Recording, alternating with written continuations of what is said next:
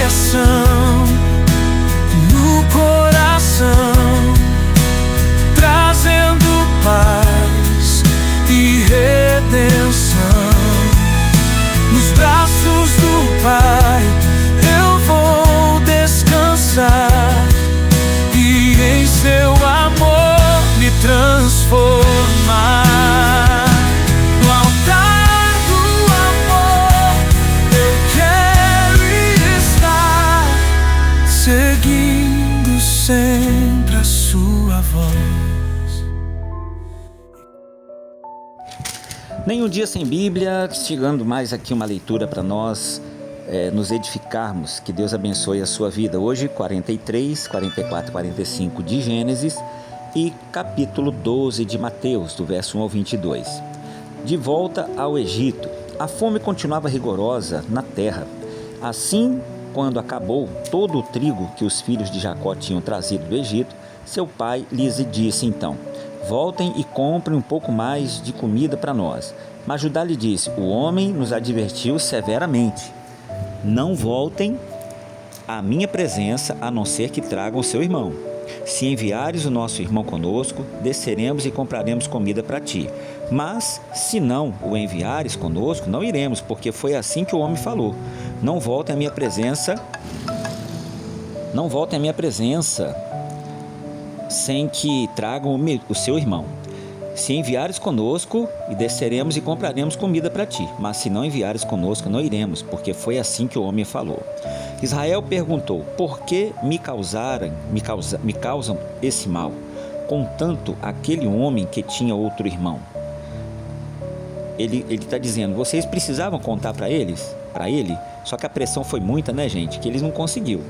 E eles responderam: ele nos interrogou sobre nós e sobre nossa família, e também nos perguntou: o pai de vocês ainda está vivo? Vocês têm outro irmão? Nós simplesmente respondemos ao que ele nos perguntou. Porém, poderíamos saber que ele exigiria que levássemos o nosso irmão conosco? Então disse Judá a Israel, seu pai: deixa o jovem ir comigo e partiremos imediatamente, a fim de que nós e nossas crianças sobrevivamos e não venhamos a morrer. Eu me comprometo pessoalmente pela segurança dele. Podes me considerar responsável por ele. Se eu não o trouxer de volta e não o colocar bem aqui na tua presença, serei culpado diante de ti pelo resto da minha vida. Como se vê, se não tivéssemos demorado tanto, já teríamos ido e voltado 2 vezes. Então Israel, seu pai, lhe disse: se te bem quer saber assim, que seja. Coloquem alguns dos melhores produtos da nossa terra na bagagem e levem-nos como presente ao tal homem: um pouco de bálsamo, um pouco de mel, algumas especiarias e mirra, algumas nozes e pistache e amêndoas. E levem para prata e ouro em dobro, e devolvam a prata que foi colocada de volta na boca da bagagem de vocês. Também isso tenha acontecido por engano. Peguem também o seu irmão e voltem àquele homem. Que o Deus de Todo-Poderoso lhes conceda misericórdia diante daquele homem, para que ele permita que o seu outro irmão e Benjamim voltem com vocês. Quanto a mim, se ficar sem filhos ficarei. Então os homens desceram ao Egito, levando o presente prata em dobro e Benjamim, e foram à presença de José. Quando José viu Benjamim com eles, disse ao administrador de sua casa: leve estes homens à minha casa, mate um animal, prepara-o, eles almoçarão comigo ao meio-dia. Ele fez o que lhes for ordenado e levou-os à casa de José. Eles ficaram com medo quando foram levados à casa de José e pensaram: trouxeram-nos aqui por causa da prata que foi devolvida às nossas bagagens na primeira vez? Ele quer atacar-nos, subjugar-nos, tornar-nos escravos e tomar de nós os nossos jumentos. Por isso dirigiram-se ao administrador da casa de José e lhe disseram à entrada da casa: ouça, senhor, a primeira vez que viemos aqui foi realmente para comprar comida, mas no lugar em que paramos para pernoitar, abrimos nossas bagagens e cada um de nós encontrou a prata que tinha trazido na quantia exata. Por isso a trouxemos de volta conosco, além de mais prata para comprar comida. Não sabemos quem pôs a prata em nossas bagagens. Fiquem tranquilos, disse o administrador, não tenham medo. O seu Deus Disse o administrador: o seu Deus, por isso trouxemos vocês aqui. Não sabemos quem nos pôs a prata, eles disseram, né? Fiquem tranquilos, disse o administrador, não tenham medo. O seu Deus, o Deus de seu pai, foi quem lhes deu um tesouro em suas bagagens, porque a prata de vocês eu recebi. Então soltou Simeão e os levou à presença deles. Em seguida, os levou à casa de José e deu-lhes água para lavar os pés e forragem para os seus animais. Eles então prepararam o presente para a chegada de José ao meio-dia, porque ficaram sabendo que iriam almoçar ali.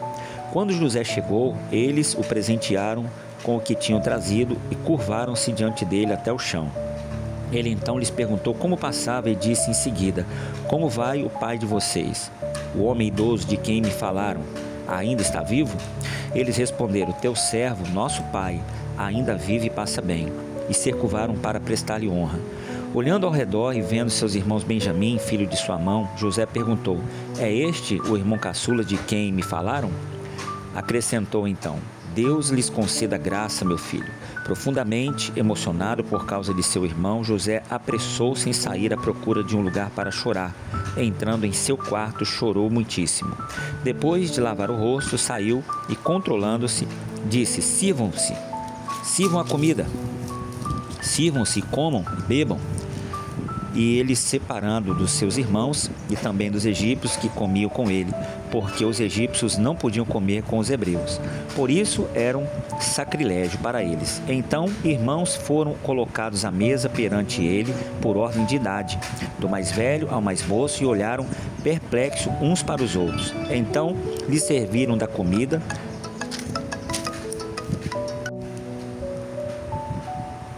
Então lhe serviram da comida e foram colocados à mesa perante por ordem de idade.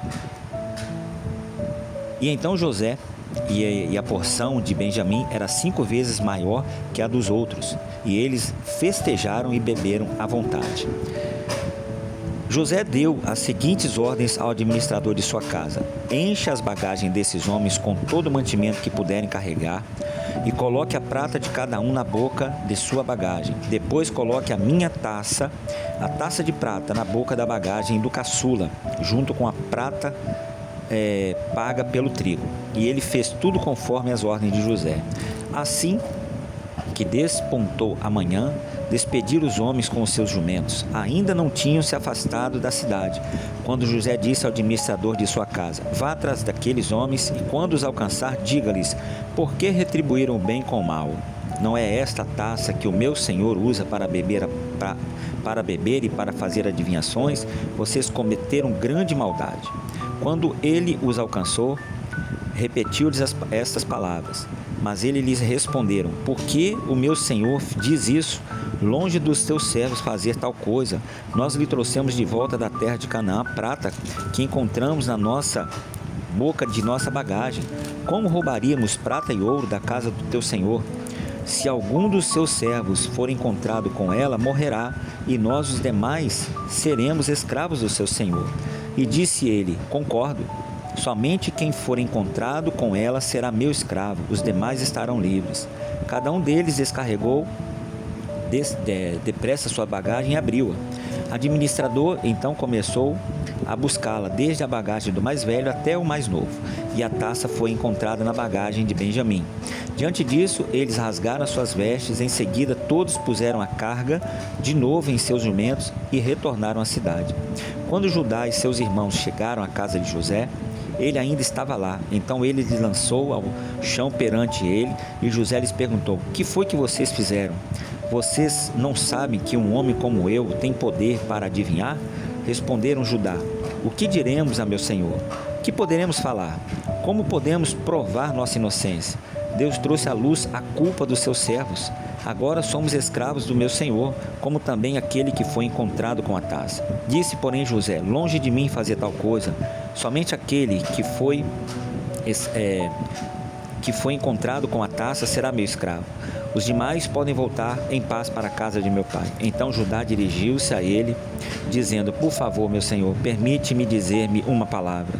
Não se acenda a tua ira contra o teu servo, embora sejas igual ao próprio Faraó. Meu senhor perguntou a eles, seus servos, se ainda tínhamos pai e algum outro irmão. E nós respondemos, temos um pai, já idoso, cujo filho caçula nasceu-lhe em sua velhice. O irmão deste já morreu e é o único filho da mesma mãe que restou e seu pai o ama muito. Então disseste a seus servos que o trouxesse a ti para que os teus olhos pudessem vê-lo. E nós respondemos a meu senhor que o jovem não poderia deixar seu pai, pois caso fizeste, seu pai morreria. Todavia disseste a teus servos que se o nosso irmão caçula não viesse conosco, nunca mais veríamos a tua face. Quando voltamos a teu servo, a meu pai, contamos-lhes o que o Senhor tinha dito. Quando nosso pai nos mandou voltar para comprar um pouco mais de comida, nós lhe dissemos, só poderemos voltar para lá se o nosso irmão caçula for conosco, pois não poderemos ver a face daquele homem, a não ser que o nosso irmão caçula esteja junto. Teu servo, meu pai, nos disse então, vocês sabem que a minha mulher me deu apenas 2 filhos. Um deles foi e disse, com certeza foi despedaçado e até hoje nunca mais o vi. Se agora vocês também levarem este e de mim e nunca mais eu acontecer, algum mal acontecer também a este, a tristeza que me causarão fará com que os meus olhos e meus cabelos brancos desçam à sepultura. Agora, pois, se eu voltar a teu servo, meu pai, sem levar o jovem conosco, logo que meu pai, que é tão apegado a ele, perceber que o jovem não está conosco, morrerá. Teus servos farão seu velho pai descer seus cabelos brancos à sepultura com tristeza.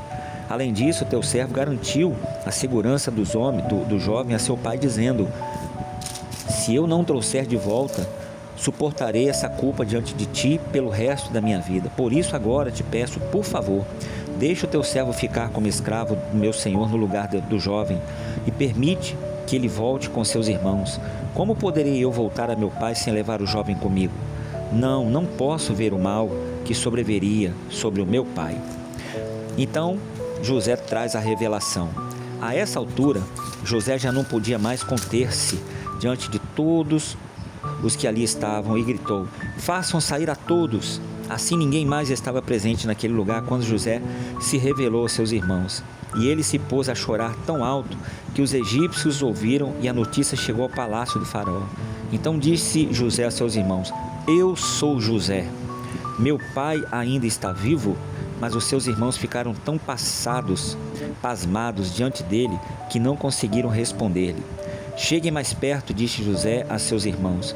Quando eles se aproximaram, disse-lhes, eu sou José, seu irmão, aquele que vocês venderam ao Egito. Agora não se aflijam, nem se recriminem por terem me vendido para cá, pois foi para salvar a vida de vocês que Deus me enviou na frente de cada um de vocês. Já houve 2 anos de fome nessa terra, e nos próximos 5 anos não haverá cultivo nem colheita, mas Deus me enviou à frente de vocês para lhes preservar um remanescente nesta terra e para salvar a vida com grande livramento. Assim, não foram vocês que me mandaram para cá, mas sim o próprio Deus. Ele me tornou ministro do faraó e me fez administrador de todo o palácio e governador de todo o Egito. Voltem depressa a meu pai e digam-lhe, assim diz o seu filho José, Deus me fez sonhador de tudo, Deus Senhor de todo o Egito. Vem para cá, não te demores, tu viverás na região de Gósen e ficarás perto de mim. Tu, os teus filhos, os teus netos, as tuas ovelhas, os teus bois, todos os teus bens, eu te sustentarei ali, porque ainda haverá 5 anos de fome. Do contrário, tu e a tua família e todos os teus rebanhos acabarão na miséria. Vocês estão vendo com os seus próprios olhos, e meu irmão Benjamim também, que realmente sou eu e estou falando com vocês. Contem a meu pai quanta honra me prestam no Egito, e tudo que vocês mesmos testemunharam, e tragam meu pai para cá depressa. Então ele se lançou chorando sobre os seus irmão Benjamim, o abraçou, e Benjamim também o abraçou e choraram juntos. Em seguida beijou todos os seus irmãos e chorou com eles, e só depois os seus irmãos conseguiram conversar com ele. Quando se ouviu no palácio do faraó que os irmãos de José haviam chegado, o faraó e todos os seus conselheiros se alegraram.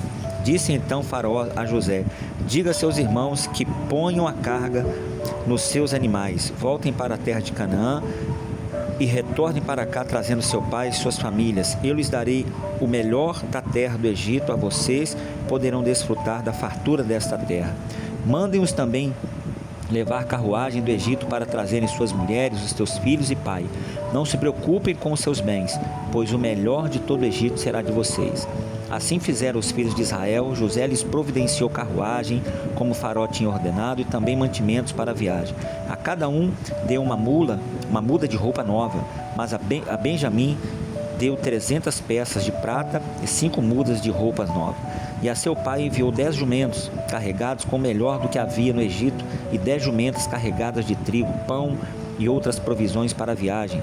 Depois despediu-os seus irmãos e partiram-lhe. Não briguem pelo caminho.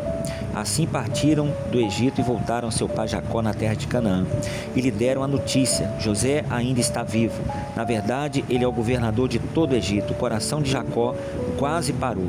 Não podia acreditar neles, mas quando lhes relataram tudo que José lhes disse, e vendo Jacó seu pai as carruagens que José enviara para buscá-lo, seu espírito reviveu. E Israel disse: basta, meu senhor José, ainda está vivo, irei vê-lo antes então que eu morra. Glória a Deus, né, irmãos? O plano de Deus é perfeito e nós devemos confiar nele sempre, porque para todas as coisas existe um propósito acima do céu e abaixo da terra, e abaixo do céu também. Então confiem sempre, permaneçam firmes, e Deus vai honrar cada um de vocês. Capítulo 12 de Mateus, do verso 1 ao 22. O Senhor do sábado, vamos entender isso aqui. Naquela ocasião, Jesus passou pelas lavouras de cereais no sábado. Seus discípulos estavam com fome, comeram e começaram então a colher espigas para comê-las. Os fariseus, vendo naquilo, lhe disseram: olha, os teus discípulos estão fazendo o que não é permitido no sábado. Então respondeu: vocês não leram o que fez Davi quando ele e seus companheiros estavam com fome? Ele entrou na casa de Deus e junto com os seus companheiros comeu os pães da presença, o que não lhes era permitido fazer, mas apenas aos sacerdotes. Ou vocês não leram na lei que no sábado os sacerdotes no templo profanam esse dia e contudo ficam sem culpa? Eu lhes digo que aqui está o que é maior do que o templo. Se vocês soubessem o que significam estas palavras: desejo misericórdia, não sacrifícios, não teriam condenado inocentes, pois o Filho do Homem é Senhor do sábado. Até então eles viviam debaixo de uma religiosidade, cumprindo leis, mas para o que prevalecia, né? Então eles faziam o que eles queriam escondido, e na frente dos outros pagavam de bonzão, né? É muitos assim hoje, irmãos, né? Tem pastor que bebe, pastor que trai, pessoas na igreja que são de um jeito, mas sai da igreja em casa de outro, né? Basta estar numa corriola de amigos, ou na escola, na faculdade, no trabalho, que aparentemente não é nem crente, mas quando bota a roupinha, vem para a igreja, é outro tipo de pessoa. Então é isso que Jesus está falando, né? É isso aqui que Jesus está dizendo. Nós devemos ser muito mais com Cristo, porque Cristo hoje não é externo, Cristo vive dentro de nós, e por viver dentro de nós, maior é o que está em nós do que o que está no mundo, né? E aí, continuando aqui, que mais? Saindo daquele lugar, dirigiu-se à sinagoga deles, e estava ali um homem com uma das mãos atrofiada, tem tradução que diz mirrada, procurando um motivo para acusar Jesus, porque é aí que está o religioso. Ele quando confronta, né, mexe nas suas dores, ele fica irado, né? Ele fica aborrecido, então ele quer transferir isso para alguém. A culpa é sua, o problema é seu, eu sou assim por sua causa, e você está quebrando o princípio porque está expondo a sua nudez. Então, quando você vê alguém muito incomodado com a palavra ela estando muito falando mal, né? E querendo justificar demais, e se indignando contra coisas que estão sendo ministradas, principalmente a palavra de Deus, lógico. Então, pode ter certeza, ali tem algo que a pessoa vive de aparência, ela não vive de espírito. Então é isso que Jesus veio falar, né? Saindo daquele lugar, dirigiu-se à sinagoga, e estava ali um homem com uma das mãos atrofiadas, procurando um motivo para acusar Jesus. Eles lhe perguntaram, Jesus estava na dele, mas eles foram lá incitar, né? É permitido curar no sábado? E ele lhe respondeu: Qual de vocês, se tiver uma ovelha e ela cair num buraco, no sábado, não irá pegá-la para retirá-la? Vocês deixariam ela morrer? Quanto mais vale um homem do que uma ovelha? Portanto, é permitido fazer o bem no sábado. Então, a resposta de Jesus não é curar, é fazer o bem. Então ele disse ao homem: estenda sua mão. E ele a estendeu. Naquele momento, então, quando aquele homem estende a mão, ela foi restaurada e ficou boa como a outra. Então os fariseus saíram e começaram a conspirar, quer dizer, tramar, né? Sobre como poderiam matar Jesus. Assim, veio para expor a gente, veio para mostrar as nossas falhas e, tipo assim, esse cara veio para poder tirar a nossa alegria, né? Cortar nosso barato, como se diz por aí. Então ele disse ao homem. Sabendo disso, Jesus retirou-se daquele lugar. Jesus não era de confusão. A palavra não é para ser levada no pessoal. A palavra é espiritual. Deixa com Deus e vai embora, faz a parte com Jesus. Sabendo disso, Jesus entrou e se retirou daquele lugar e muitos o seguiram. E ele curou todos os doentes que havia entre eles, advertindo-os que não dissessem quem ele era, porque ainda ele estava fazendo, né? Ele não veio para confrontar ninguém, ele veio para fazer a obra de Deus. Isso aconteceu para que se cumprisse o que fora dito por meio do profeta Isaías. Por isso que eu falo, o Antigo Testamento é a profecia, o Novo, em Jesus, é a profecia cumprida. Os dois são um. Um é a palavra, o outro é a explicação da palavra. Eis o meu servo a quem escolhi, o meu amado, em quem tenho prazer. Porei sobre ele o meu espírito, e ele anunciará justiça às nações. Não discutirá, nem gritará. Ninguém ouvirá sua voz nas ruas. Não quebrará o caniço rachado. Não apagará o pavio fumegante. Até que ele leve a vitória à justiça. Em seu nome as nações porão esperança. Então o que a gente aprende aqui? Que no nome de Jesus nós temos esperança. E Jesus, a palavra, não veio para brigar, para discutir. Essa coisa que o pessoal fica discutindo, né? Religião, discutindo isso, não. Apenas viva a palavra e na oportunidade pregue a palavra. Aceitou bem, não aceitou, ficou indignado, triste, tanto faz. O problema é que hoje nós queremos reorganizar a mensagem para não desagradar ou ficar assim meio mal com ninguém, ficar meio, né, constranger ninguém. Mas nós devemos entender que a palavra ela veio exatamente não para dar manutenção na vida do ser humano. Ela veio para tirar o ser humano da vida que vive e transportar para outra vida. E como que isso vai acontecer se a gente não diz que algo está errado, algo precisa ser mudado, algo não está correto, à luz da palavra de Deus? Não é opinião pessoal, mas é à luz da palavra de Deus. Seja uma carta escrita com o teu comportamento e na oportunidade com o teu testemunho e com a tua pregação. E deixa o resto por cargo de Deus. Se quiser discutir, quiser debater, fala, não, eu não entro nessa parte porque não é pessoal. Eu estou apenas falando de Jesus e não de mim. Beijo no coração, gente. Fica na paz.